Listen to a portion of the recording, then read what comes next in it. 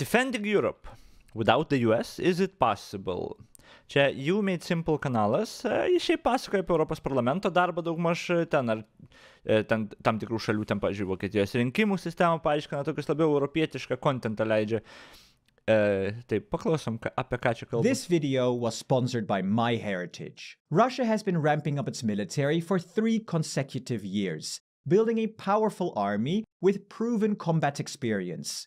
Meanwhile, Europe has faced decades of military decline. Although defense spending is on the rise, the only European force with real battlefield experience is Ukraine. Europe's main strategic advantage, though, US deterrence. With 100,000 American troops stationed across the continent and a nuclear umbrella, this presence has long been a formidable counter to Russia. Pala, US troops. Vokietijoje, pala, 30 tūkstančių, daugiau negu 3 tūkstančių. Why?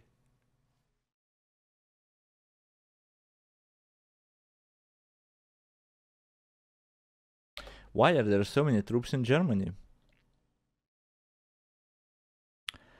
Under the President Joe Biden, reflecting heightening tensions in Europe. Tiesiog kaip stotelė tenais?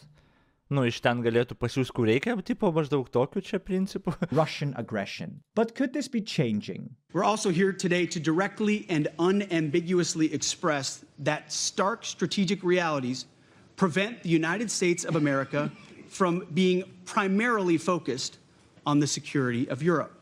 And that's putting it mildly. Trump has repeatedly flirted with the idea of pulling US troops out of Europe, especially from Germany, and even hinted at leaving NATO during his previous presidency. Meanwhile, the likely new German Chancellor, Friedrich Merz, vows independence from Trump's America, warning that NATO may soon be dead. Therefore, in this video we'll explore the reality of the Russian threat today, the current state of US military presence in Europe, and what Europe would need to defend itself if America pulled out for good. For Russia, the war in Ukraine has been costly, but the Kremlin continues to go all in, spending billions of dollars and mobilizing everything from military factories to social media disinformation. The result? A military that's bigger, meaner, and more battle-hardened than the one that stormed into Ukraine in 2022. By the end of last year, Russia had 700,000 troops in Ukraine, far more than 2022. And in just 1 year, Russia produced 1,500 battle tanks, a 220% increase compared to 2022. They also cranked out 5,700 armored vehicles, a 50% boost, and 1,800 long-range loitering munitions, a staggering 435% jump.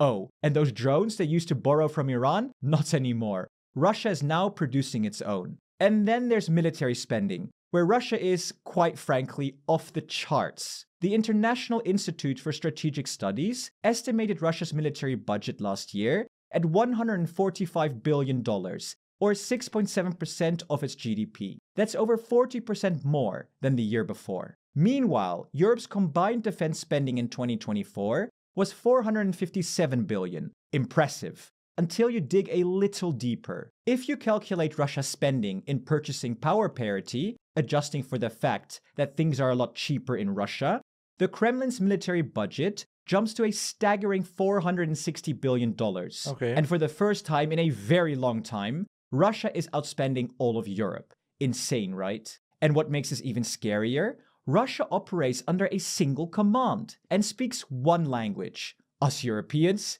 A very different story. NATO and several European countries believe Russia could be ready to attack a NATO country within 3 to 10 years, or even sooner. There's even a massive military exercise in Belarus this summer, simulating conflict with NATO, and that will showcase Russia's combat readiness. And if they can pull this off during an ongoing war, Europe should pay attention. But as said before, Europe has one big deterrence: NATO and the USA. But before we look into that, have you ever wondered about your family's past?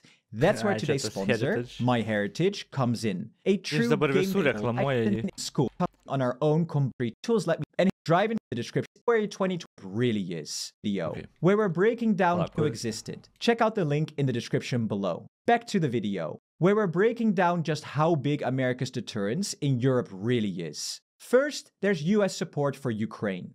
Since February 2022, the US has provided 114 billion euros in financial, military, and humanitarian aid, an average of 38 billion euros per year.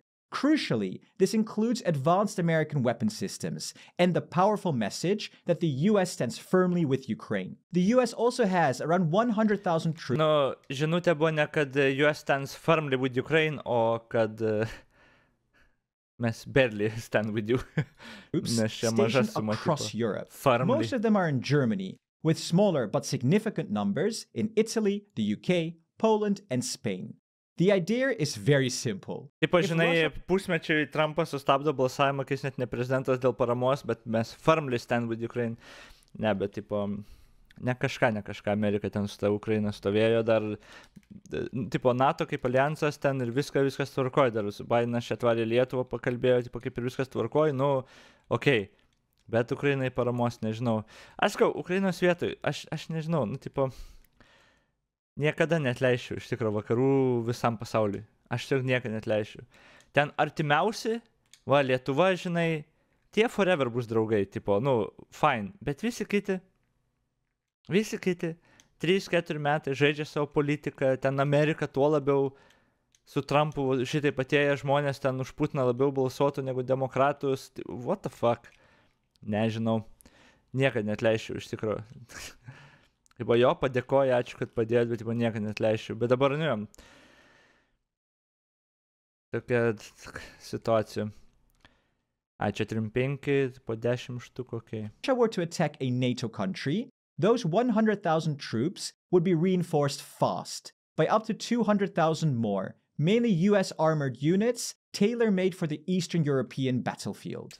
That's a pretty solid force, but it doesn't stop there. The real ace up Europe's sleeve? US nuclear bombs as deterrence. During the Cold War, the US had over 7,000 nuclear warheads stored all across Europe. Today, that number is much lower, but still significant. Although exact numbers are classified, experts estimate about 100 US nuclear bombs are currently stored at 6 sites, 2 in Italy and 1 each in Turkey, the Netherlands, Belgium, and Germany. That's serious deterrent. So, that is the status quo. But with a new Trump administration in place, things could change. Now is the time to invest because you can't make an assumption that America's presence will last forever. Germany's entire defense is subsidized by the American taxpayer. There are thousands upon thousands of American troops in Germany today. Do you think that the American taxpayer is going to stand for that if you get thrown in jail in Germany for posting a mean tweet? Of course they're not. The new administration definitely isn't known for its strong Atlanticist views. In fact, they've made it pretty clear that America's days as Europe's security blanket might be numbered. So, while still unlikely, what happens if the US pulls out entirely, leaving Europe to defend itself? Could Europe step up and fill the gap? First, let's take a look at Ukraine. And here, there are 2 scenarios. In the first scenario, there's no peace deal, and Ukraine keeps on fighting.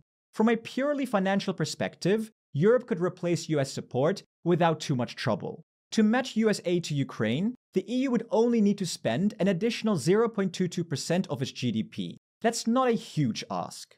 The second scenario is trickier. Ukraine accepts a US-Russia peace deal, and Europe needs to secure the border with peacekeepers, an estimated 150,000 troops, likely without US help. Meanwhile, Russia would likely continue its military buildup, posing a serious threat to all of Europe. And this points to the real problem: replacing American troops in Europe if they leave. To match the fighting power of 300,000 US troops, Europe would need to significantly boost its military strength, focusing on mechanized and armored forces. On paper, Europe, including the UK, has 1.5 million active duty military personnel. Sounds super impressive, right? But they're scattered across 28 national armies, each with its own chain of command. The combat power of 300,000 US troops is far greater than the same number of European troops divided among different national forces. US troops operate as large cohesive corps with unified command structures and unmatched strategic enablers, like strategic aviation and space assets, things that Europe simply doesn't have. For example, to prevent a rapid Russian breakthrough in the Baltics, NATO would need at least 1,400 tanks, 2,000 infantry fighting vehicles, and 700 artillery pieces. That's more than the combined land forces of France, Germany, Italy, and the UK. The bottom line, it's not just about replacing numbers. It's about matching firepower, unity, and strategic reach. And right now, Europe is nowhere near ready. And then there's the big one, nuclear deterrence. If the US were to dismantle its 6 nuclear bases in Europe, it would leave a massive gap in Europe's defense. But Europe isn't entirely defenseless. France and the UK have their own nuclear arsenals, though nowhere near as many warheads as the US or Russia for that matter. However, things are shifting. Būtų, iš Amerikos pusės, būtų iš tikro proto nesuvokiama, koks implosionas būtų, jeigu jie ir karius išvestų iš Europos, ir dar ten branduolinę savo patrauktų. Tu legit prarandi visą galę savo. Visiškai tu žlungi. Aš net neįsivaizduočiau, čia būtų visiškai savižudybė Amerikai. Tai čia toks scenarius, labiausiai turbūt neįtikėtinas. Tiesiog, tu paaiškin, jo. Tada jau tikrai išvadas galėtumėm daryti apie Rusijos projektą. Bet, nežinau, neįsivaizduojama dabar būtų. Tiesiog jie prarastų visą tą globalę, kaip čia, kontrolę tą ir, kam jų reikia tada. Jeigu jie nėra tas policininkas pasaulio, kur užtikrina saugumą, ten kam jų reikia tada? Kam dolerio reikia tada? Tai su kinais reikia kalbėti, rublį, su koks paskinus yra ta valiuta dar kažkokia, aš nežinau, jenas, French President Macron and Germany's likely next Chancellor Friedrich Merz are already discussing the possibility of sharing nuclear capabilities. This could even mean storing French nukes on German soil, aiming to create a European nuclear shield, independent of the US. But building a credible nuclear deterrent takes time. And in the short term, Europe simply can't replace the security provided by the US nuclear presence. So, the bottom line is clear. Europe cannot replace the US presence in the short term. But in the long run, that's a different story. With the right investments and strategic planning, Europe could achieve full military independence. And that brings us to a crucial crossroads. Europe must make a choice. Option 1. Build up national armies and rapidly enhance military coordination throughout Europe. Without better coordination, defense costs will skyrocket, and European national efforts won't be enough to deter the Russian military. Or option 2, create a unified European army, an additional force of at least 200,000 soldiers supplied by national armies to replace US presence in Europe. We must build the armed forces of Europe so that Europe's future depends only on Europeans, and decisions about Europe are made in Europe. Whichever path Europe chooses, one thing is certain. It will require a lot of money.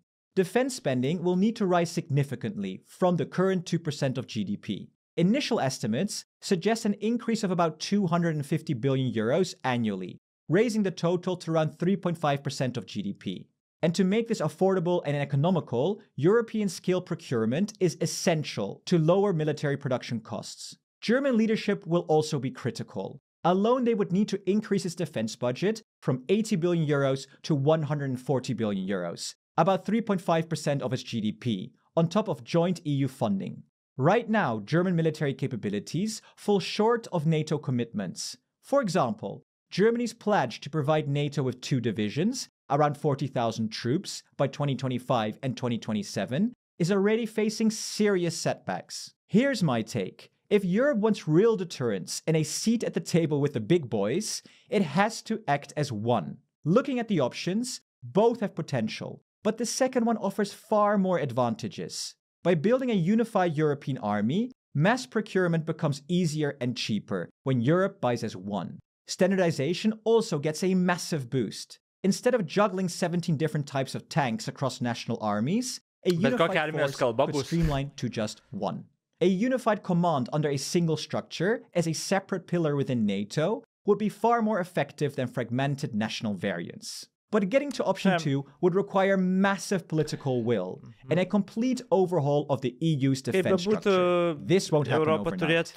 Of course, there are many more problems. And if you want to know more about how this could play... Okay, kaip bebūtų, Europa turėtų link to judėti, bet kad Amerika taip pasitrauktų, čia būtų visiškai nesąmonė. Bet, problema ta, kad galų galia žmonės turės balsuoti ir galų galia žmonės turės balsuoti už politikus ir tie politikai turės daryti sprendimus, bet nežinau, kiek žmonių su to sutiktų, bet ne. Tada kitą dar noriu video pažiūrėti į tą pačią temą.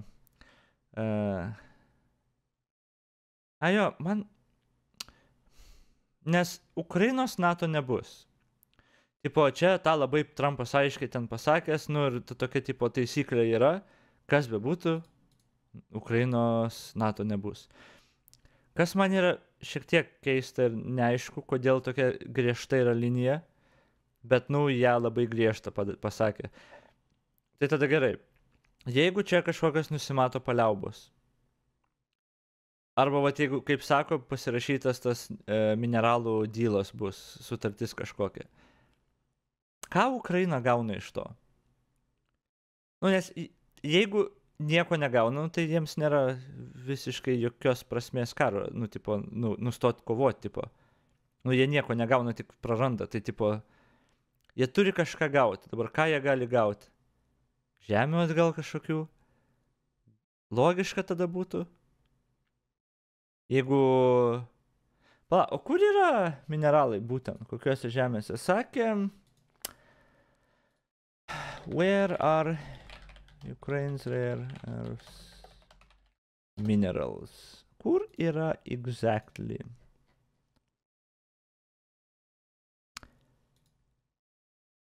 Kur jie yra? Aš atsimenu, kaip sakė, kad okupuose... okei. Kaip čia rašo? Values of critical minerals in Ukraine by billion. Tai, pavyzdžiui, Luhanskas, Doneckas, Dnipro ir Zaporižius. Kur dabar yra okupuota?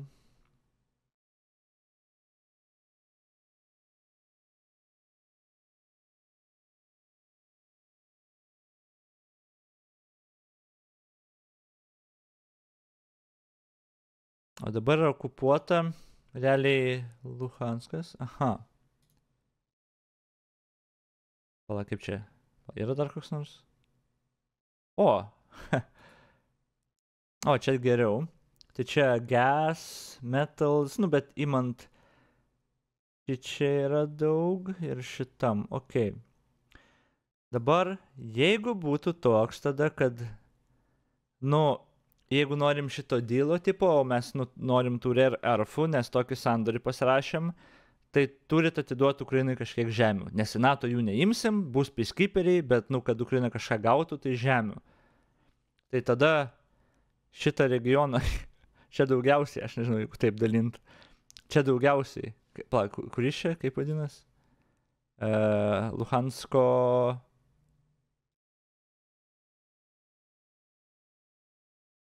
O rusai norėjo to land bridge'o į Krymą. Jiems lieka land bridge'as. Pro šičia jo, čia jų siena. Bet, ne, aš nemanau, kad įmanoma. Jeigu ir kažkaip land bridge'o, nubrėži taip, tai visi mineralai, žinai, mums. O tada jūs čia turite tą savo land bridge'ą tokį tik tais, minimalų tipo. Bet, šią rusai tiesiog neįtų. Jeigu, gerai, visų pirma, aš visiškai spekuliuoju. Tai, kad teritoriją atgaus, man atrodo, yra mažas šansas. Bet jeigu. Nes, o kas Ukrainai iš to viso dylo ir visko? Į NATO negauna, žemių neatgauna, tai tipo, kas jiem iš to? Tai gal žemių kažkiek? Ir būtent tų, kur yra mineralų, nes Amerika suinteresuota, bet esmė ta, kad jeigu rusai imtų bet kokį tokį dylą sutiktų, tai jiem viską žopą reiškia. Reiškia jos, jeigu jie imtų dylą, tarkim tokį hipotetinį, jiems reiškia žopą, reikia tiesiog išlaukti jos. Nes šit atrodo desperatiškai, nes tu tada, net kaip tu žmonėm pasakytum, kad čia tipo atiduodi, nėra šansų, čia tiesiog, nėra šansų, aš nežinau. I don't know. Bet jo, kad Ukraina kažką gaus, aš vis dar nežinau, ką jie gali gauti iš to viso dylo. saugumo garantus be teritorijų iš peacekeeperių. Nemeluosiu, skamba neįtikinamai. Ukraina jau turėjo saugumo garantus ir dar žemę turi atiduoti už tai ir į NATO negali patekti. Prasme, skamba kaip nuostabus pasaulis tiesiog autoritarams ir teroristams. Užpulk, derėkis, galų gale gausi, ką nori, gal plus minus vieną nuolaidą padarysi, bet jau nežinau. Norėjau tą temą pažiūrėti kitą video. Russian ruble is dead. Aš nežinau, algoritmas išmetė. Aš net neįsivaizduoju, kas čia toks. Joe Blogs. Aš nežinau, kiek čia patikimas. Kiek iš viso. Tiesiog įdomu, ką jis čia iš tikro pasakys. Jo video Russia starts to panic, Russian ruble is dead, China economy implodes. Panašu, kad toksai labai vienpusiškas bus. Cuba has collapsed. Aha. Tas toks alarmist tipo Hi, welcome back to Joe Blogs. In today's episode, I want to talk to you about what's happening in the Russian economy and specifically to talk about the Russian ruble, because over the past couple of months, I have had a lot of messages from people saying the Russian ruble is now one of the best performing currencies in the world. It's doing fantastically well. Ruble graph worth. Čia kokia nors svetainė, kad ir šitokia. Tai čia per paskutiniai 5 metai šitaip. Plačia kurie metai? 22. Aha. Tada kritimas, dabar paskutinis, kiek čia 3 mėnesiai, 2 mėnesiai, 3 mėnesiai pakilimas. Dėl ko jis vyksta, aš navo idėja, bet tipo jo, nuo karo tai krito ir tiek, jo, kažkas tokio.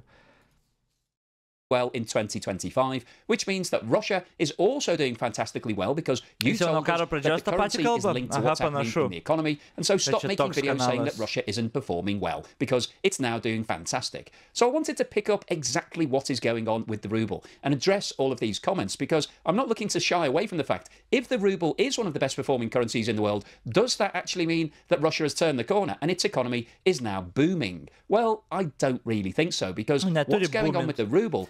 Pala, bet neturi buminti, kad tu galėtum sakyti teiginį, kad performina gerai, ypač ten, jeigu 3 mėnesius imsim, kur aptikas buvo, ką dažniausiai ir tie prorusiški žmonės ir darys. Isn't like what happens with most currencies. As we've talked about before, the strength of a country's currency, generally speaking, is directly linked to what's happening in the economy. If your economy is booming, if the companies within your country are doing really well, and lots of other businesses want to trade with them, there will be demand for all of their products and services. Therefore, people generally will have to use your currency. They will need to convert their currency into your currency to do business with all of those companies. That increases the demand for your currency and therefore the value goes up. So you have a strong currency when you have a strong economy. And the reverse is also true because if your economy isn't doing very well, if nobody wants to trade with you, nobody wants to buy your currency, therefore demand will fall for your currency, so will the value, and vice versa in terms of everything you're importing, you'll have to pay more for it because the value of your currency is deteriorating. And we've talked a lot about many countries that have seen the value of their currency falling. So in terms of applying that logic to what's going on in Russia right now, this chart shows the movement in the exchange rate between the US dollar and the Russian ruble over the past 6 months. And what this chart shows is that at the end of August 2024... Pala. US dollar, Russian... Ai, nu jo, krito, bet dabar pakilo. Kodėl pas jį nėra... Pala, iki March, February 6 metų? Nu. Prieš porą dienų video, jo. Tai kodėl čia rodo, pavyzdžiui, šitai po visur, kur aš žiūriu grafiką, pavyzdžiui. Kaip čia, galima labiau išprizuminti.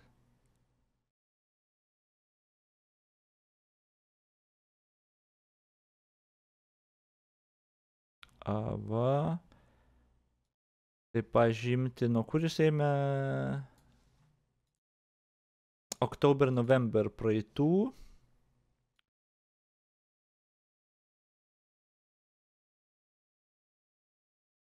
Tarkim, tie du tokie pakilimai, jie matosi, tada nuosmukis ir dabar pakilimas. Nuosmukis, bet dabar pakilimo nebėra.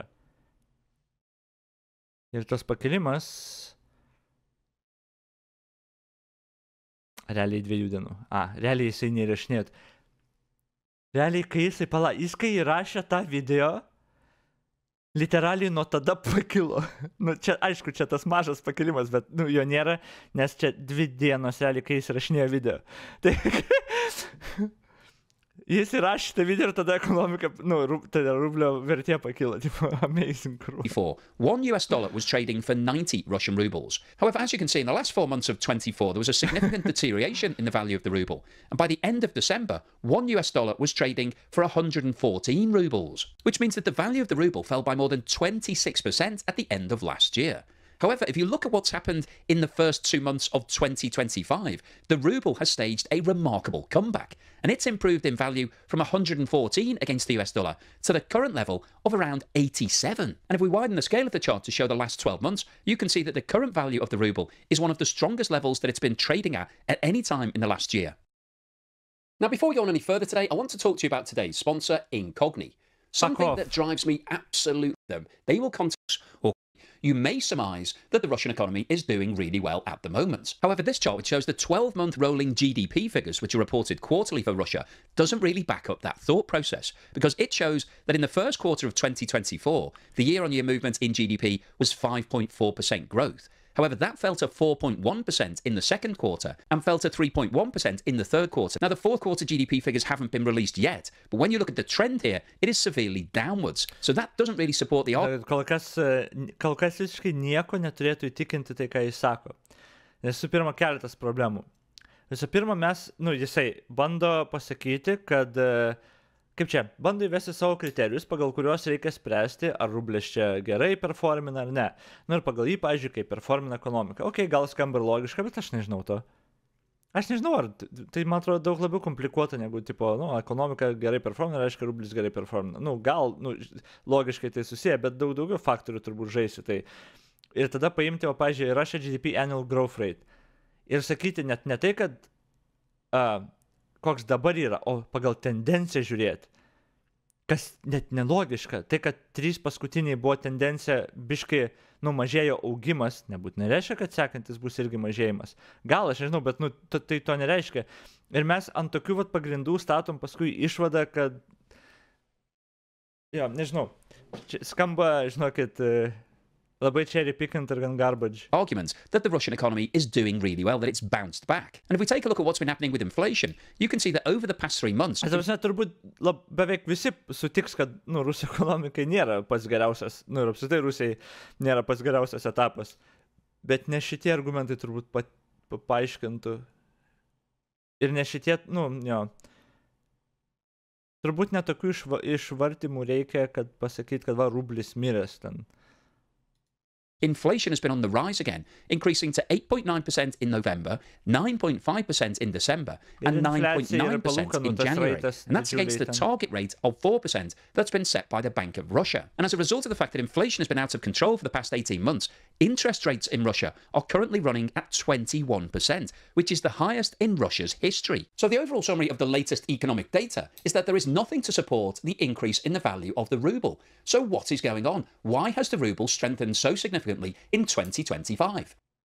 When we talk about the currency of major economies, there are 2 basic assumptions that everybody makes. Firstly, that currency is freely traded. So when you're dealing in transactions with that country, you'll be using their currency to make the payments or receive payments. And also that the exchange rate is floating. It's set by the market dynamics of supply and demand. Now, when we're looking at the Russian ruble at the moment, neither of those 2 assumptions apply, because it isn't being freely traded as a result of the sanctions. Lots of countries have said, firstly, they don't want to do any trade with Russia. But secondly, where they are still doing trade, they don't want to do it in Russian rubles. And a good example of that is China and India. They've now become the 2 major trading partners for Russia. As a result of the sanctions, they stepped in and decided that the prices being offered by Russia to sell oil and gas and other commodities were very attractive. And so, politically speaking, they were comfortable doing those trades, but they didn't want to do them in Russian rubles. China has stipulated that it only wants to deal in Chinese yuan because China wants to promote the yuan to be on the global stage to compete with the US dollar. And Russia really didn't have much choice.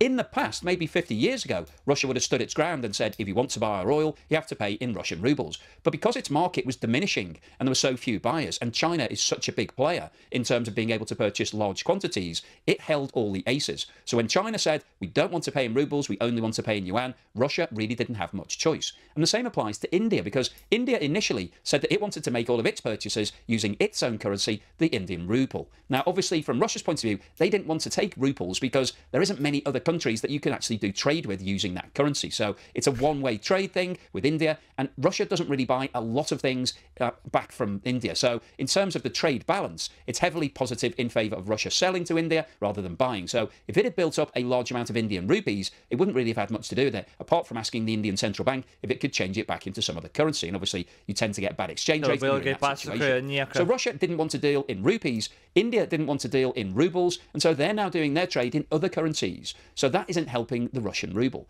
So Russia isn't seeing its currency being freely traded because most of the rest of the world are not interested in dealing in rubles. In fact, the only countries that are currently dealing in rubles are ones that have to. So countries such as Turkey, who have to take oil from Russia because they've got a good relationship, and Turkey is strapped for cash, so it needs to do the deals with Russia, firstly to get the best price and also to take some credit. So Russia holds all of the aces in that arrangement, and there are lots of other countries in Africa and Asia that Russia is doing deals with that really don't have the financial firepower to tell Russia that they don't want to deal in rubles. So the market for rubles is now much, much smaller than it was before Russia invaded Ukraine. And what that enables Russia to do is manipulate the market. And this comes on to the second point of the ruble not being set by the market dynamics. It's not supply and demand that is setting the price of the ruble. It's what's going on in the currency markets in Russia. And Russia is currently buying lots of rubles to support the value.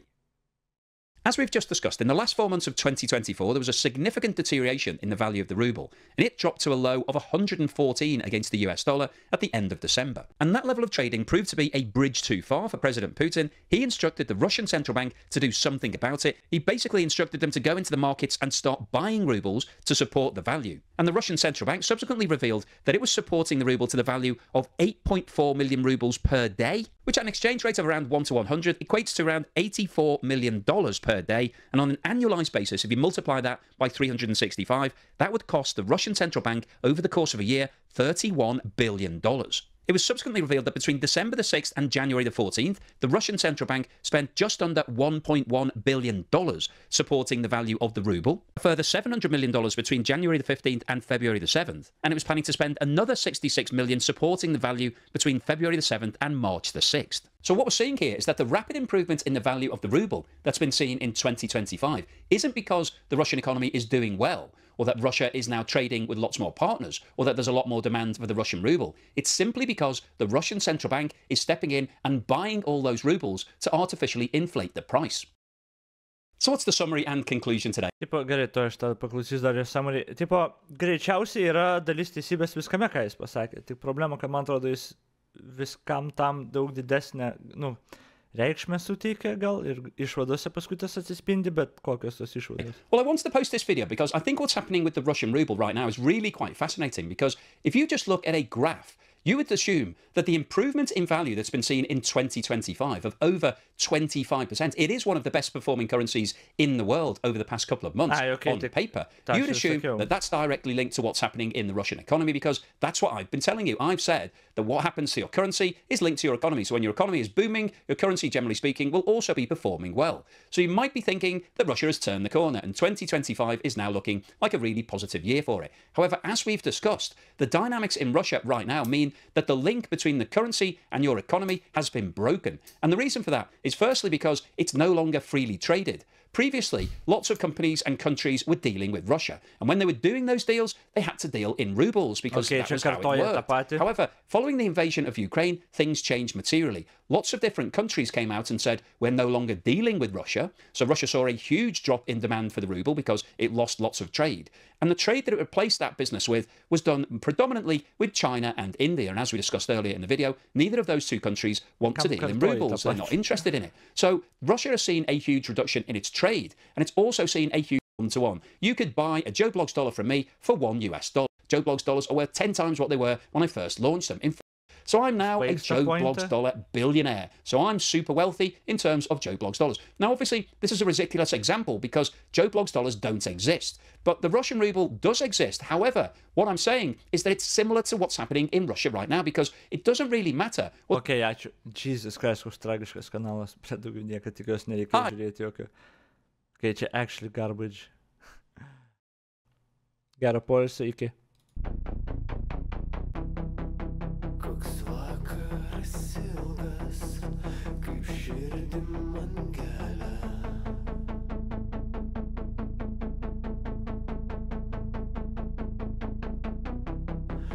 Nuskink man jazminą,